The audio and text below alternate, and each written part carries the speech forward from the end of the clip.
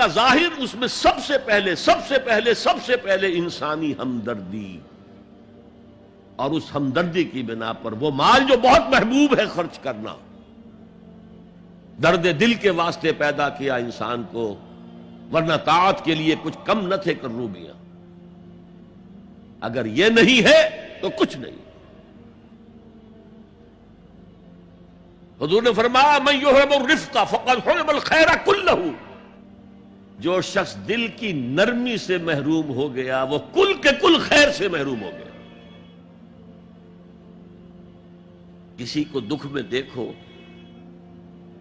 اور اس پوزیشن میں ہو کہ تم اس کا کوئی مداوع کر سکو اور نہ کرو، پھر تم چاہے مفسر ہو، محدث ہو، نیک نہیں ہو۔ تم عابد ہو سکتے ہو، زاہد ہو سکتے ہو، تم مفسر ہو سکتے ہو، محدث، نیک نہیں ہو سکتے۔ من یحرم الرفق، رفق کہتے ہیں نرمی، رفیق ہمارا ساتھی، دمساز۔ ظاہر بات ہے آپ کو دکھ ہوگا، آپ کے رفیق جو ہے اس کے اپنے دل میں محسوس کرے گا آپ کے درد کو۔ ہم درد کسے کہتے ہیں؟ ہم درد، جن کا درد مشترک ہے۔ ہم عصر، ایک زمانے کے لوگ، ہم جماعت، ایک جماعت میں پڑھنے والے، ہم درد۔ خنجر چلے کسی پہ تڑپتے ہیں ہم امیر، سارے جہاں کا درد ہماری جگر میں ہے۔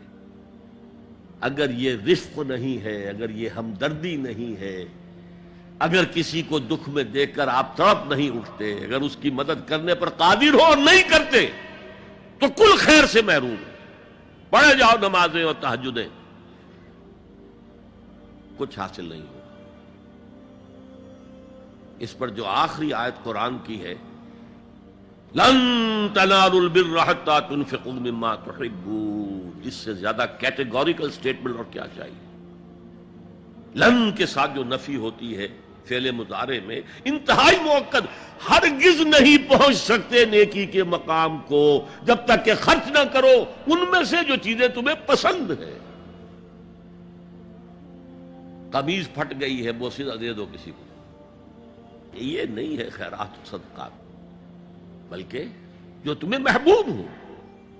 لن تنالوا البر، بر کے مقام تک نہیں پہنچ سکتے۔ پھر میں کہہ رہا ہوں، عابد ہو سکتے ہو، زاہد ہو سکتے ہو،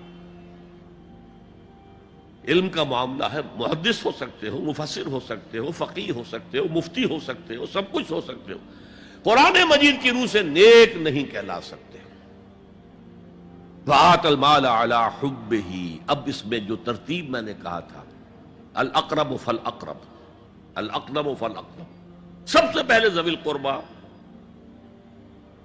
اور اس میں اکثر و بیشتر ہم سے کوتاہی ہوتی ہے۔ دور دراز کے لوگوں کے ساتھ نیکی ہو رہی ہے، سگے بھائی کی بیوہ اور یتیم بچے جو ہیں وہ محروم ہیں، انہوں نے اس وقت یہ کر دیا تھا، یہ کر دیا تھا۔ ظاہر بات ہے کہ رشتہ داروں سے تو شکایتیں ہوتی ہیں، یہ تو ہمیشہ ہمارے مخالف رہے ہیں جی، ان کی ہم کیسے مدد کریں؟ اگر تو اللہ کے لیے دینا ہے تو پہلا حق ان کا۔ من احب للہ وابغض للہ واعطى للہ ومنع للہ، اللہ کے لیے دیا ہے اگر تو اپنے اس نفس کی جو انتقام کا جذبہ ہے اس کو کچلو، اور جس کا سب سے پہلا حق ہے اس کو پہنچاؤ۔ حق بحقدار رسید، ذوی القربى والیتامى، جو بے سہارا رہ گئے، باپ کا سایہ نہ رہا، والمساکین، مساکین کسے کہتے ہیں؟ مسکنت کہتے ہیں کم ہمتی۔ آپ کو معلوم ہے آج کل ایک مرض کہلاتا ہے نیورستھینیا، آدمی دیکھنے میں ہٹا کٹا ہے، صحت مند ہے، لیکن اندر سے اس کی کوئی ہمت ایسے جواب دے گئی ہے کچھ کر ہی نہیں سکتا، وہ ہے مسکین۔ اسی لیے جو فرمایا گیا یہودیوں کے لیے، ضربت علیہم الذلۃ والمسکنہ، ذلت کے معنی بھی کمزوری، اور مسکنت کم ہمتی، ہمت ختم ہو گئی۔ تو جو اپنے پاؤں پر نہیں کھڑا رہ سکتا اس وجہ سے کہ اس میں وہ ہمت کم ہو گئی ہے، وہ بھی مستحق ہے۔ وابن السبیل، اور مسافر۔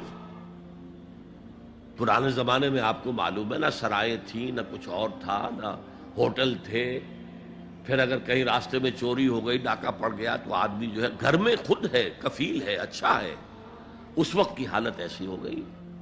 ہمارے ہاں بیگرز نے اسی کو ایک بہت بڑا بہانہ بنایا ہوا، جی میں آیا تھا وہاں سے اور یہاں سے اور میری جیب کٹ گئی، سب کچھ چلا گیا، اب مجھے واپس جانے کے لیے کرایہ چاہیے.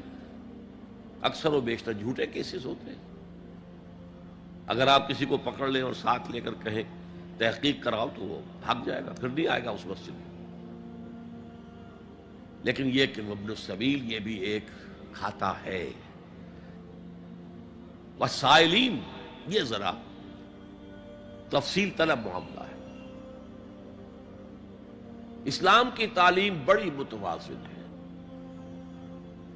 ایک طرف سوال کی مذمت ہے، مت اپنا دستے سوال دراز کرو کسی کے سامنے. جو شخص ہاتھ پھیلاتا ہے مانگنے کے لیے وہ اپنی عزت نفس کو ہتھیلی پر رکھ کر آپ کے سامنے پیش کر رہا ہے، اور آپ ٹھوکر مار دیتے ہیں اس کی عزت نفس کو. مانگو اللہ سے، اللہ کسی کے دل میں ڈالے تمہاری ضرورت پوری کر سکتا ہے، بغیر اس کے کہ تم کسی کے سامنے دستے سوال دراز کرو. تو سخت مذمت ہے.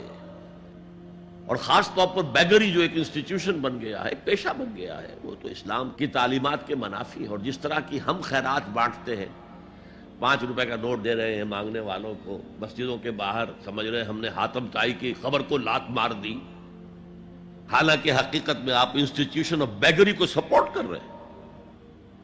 کسی ایک کو لے لو، آؤ چلو مجھے اپنا گھر دکھاؤ، مجھے بتاؤ تم واقعی اس قابل ہو یا نہیں ہو، اور پھر اس کی مدد کریں، لمسم کریں. پھر وہ 5 روپے نہیں ایسی دیں کہ وہ کچھ اپنے پاؤں پر کھڑا ہو سکے. میں نے 1 روپیہ نہیں کہا، آج دیکھیں 1 روپیہ تو اب کوئی شے نہیں رہی، لیکن یہ کہ 5 روپے کا نوٹ بھی آپ نے تقسیم کرنے شروع کر دیے، یہ کیا ہے؟ والسائلین وفی الرقاب. لیکن دوسری طرف سائل کو جھڑکنا نہیں ہے. اما السائل فلا تنہر، جھڑکو نہیں. اچھا بھائی نہیں، معاف کرو میرے پاس اس وقت آپ کی مدد کے لیے کچھ نہیں ہے، میں کچھ نہیں کر سکتا. تو ان دونوں کے درمیان اصل میں معاملہ ہونا چاہیے.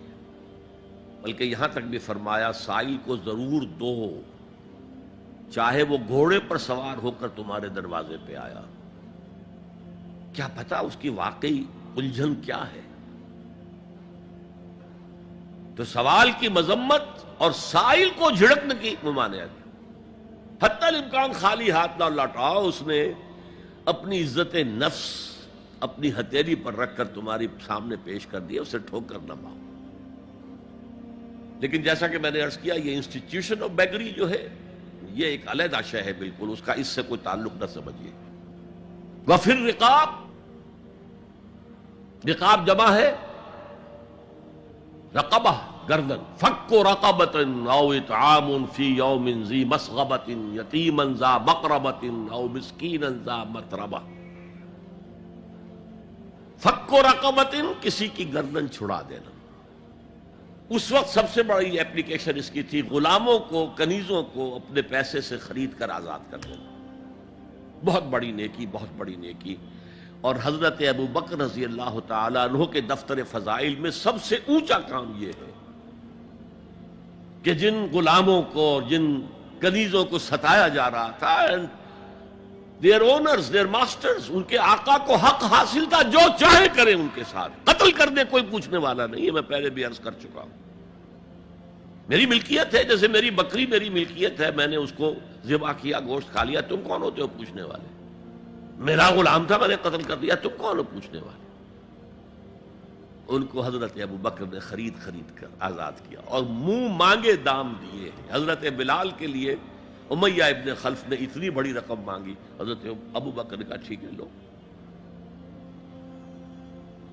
باپ نے کہا بھی، ابو قحافہ نے، ابو بکر کو کوئی غلام خریدنا ہی تھا تو کوئی طاقتور آدمی جو کام آ سکے کہیں، اس کو خریدنا چاہیے. مجھے کیا پتا ابو بکر کس لیے خرید رہا اور کس کے لیے خرید رہا. آج کے دور میں اس کی اپلیکیشن ہوگی. کوئی شخص جو ہے اگر قرض میں اس طرح جکڑا جائے کہ لاکھ ہاتھ پاؤں مارے نکل نہیں سکتا،